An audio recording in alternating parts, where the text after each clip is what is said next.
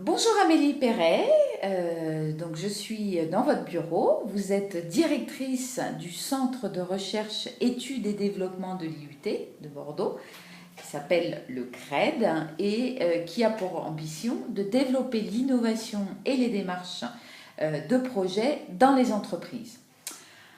Alors, vous avez effectivement répondu à l'appel à projet LECSHA. Qu'est-ce que c'est LECSHA? Alors, l'EXA, comme vous le dites vous-même, l'EXA, c'est d'abord un projet qui est autour de l'innovation dans la formation professionnelle. Il y a 8 pays partenaires qui sont réunis autour de ce projet dans le but de développer des bonnes pratiques de partage de connaissances entre pairs. Quand vous dites des partenaires, c'est des partenaires français? Des partenaires européens, donc 8 Voilà. pays sont représentés, D'accord. la Suède, l'Allemagne, la Grèce, la Lituanie, le Portugal, les Pays-Bas et la France. Et la France. Et en France, il n'y a que le CRED. Et en France, nous sommes les pilotes, le CRED est le pilote Mais du projet. pourquoi vous êtes lancé dans cette aventure?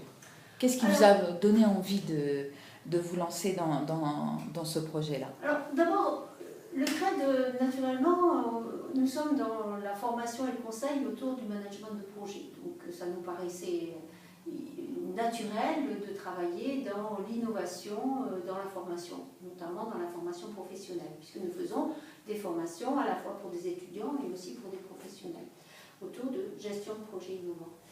Après, j'ai personnellement eu pas mal d'expérience autour du pilotage de projets et du travail dans des consortiums internationaux. Donc, grâce aux opportunités qui sont données quand on fréquente les réseaux européens, j'ai eu envie de monter ce projet avec des partenaires et de le soumettre à la Commission européenne, qui nous a fait confiance en acceptant de financer ce projet.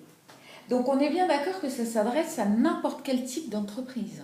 Alors, le projet vraiment s'adresse en tout premier lieu à des toutes petites entreprises qui sont les laissées pour compte de la formation professionnelle.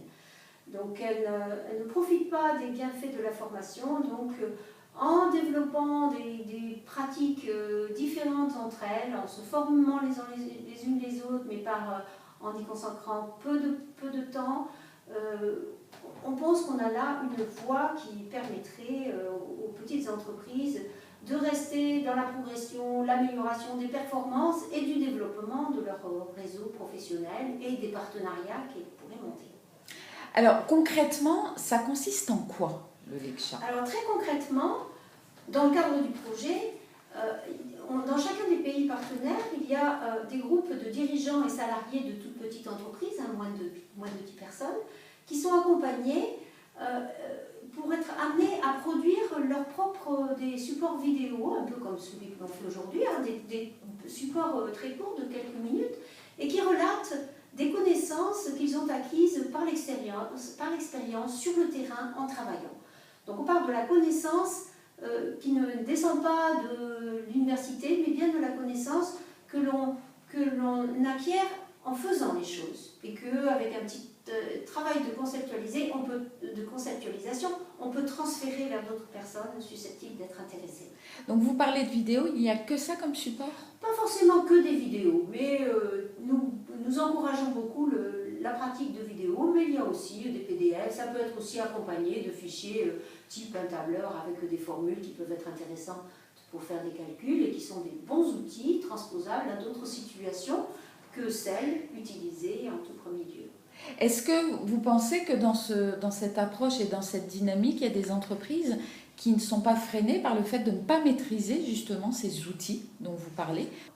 Effectivement, ça peut être un frein, mais à la fois c'est une opportunité pour justement découvrir ces outils et ces nouveaux modes de communication, d'aller plus loin, d'aller au-delà de ce que l'on sait et de pouvoir ensuite travailler sur le fond, le contenu que l'on donnera pour l'échanger avec d'autres personnes. Donc à la fois, c'est développer des pratiques de partage dans le but de se former, et c'est aussi saisir une opportunité d'améliorer sa relation au numérique.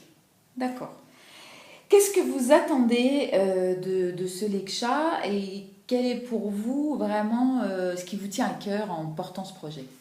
Alors, comme en tant que coordinatrice de projet, d'abord, c'est que le projet soit un succès, que les objectifs soient atteints. Et aujourd'hui, on est à 6 mois de la fin du projet et je suis tout à fait confiante, compte tenu des résultats obtenus et du dynamisme des équipes impliquées, des entreprises qui sont impliquées aussi dans le projet. Je suis tout à fait confiante quant à l'obtention des objectifs. Mais au-delà de ça, mon souhait, c'est qu'il y ait un maximum d'entreprises qui se rentrent dans l'esprit Leksha et y adhèrent.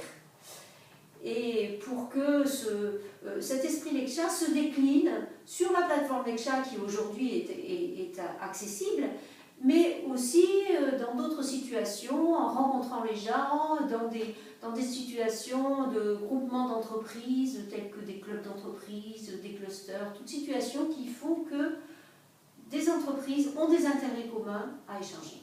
Donc on est bien dans une démarche collaborative, d'intelligence collective. Moi, j'ai envie de vous dire, quel est pour vous, en un mot-clé, ce qui résume le Leksha? Pour conclure. Un mot. Pour conclure. Oh, un mot, c'est difficile, mais quelques mots pour dire adhérer. Découvrez l'esprit Leksha, adhérez-y. Il y a de la formation, www.leksha.net, une conférence internationale qui aura lieu le 25 novembre à Bordeaux. Nous vous y invitons et n'hésitez pas à nous contacter si toutes ces informations vous donnent des idées.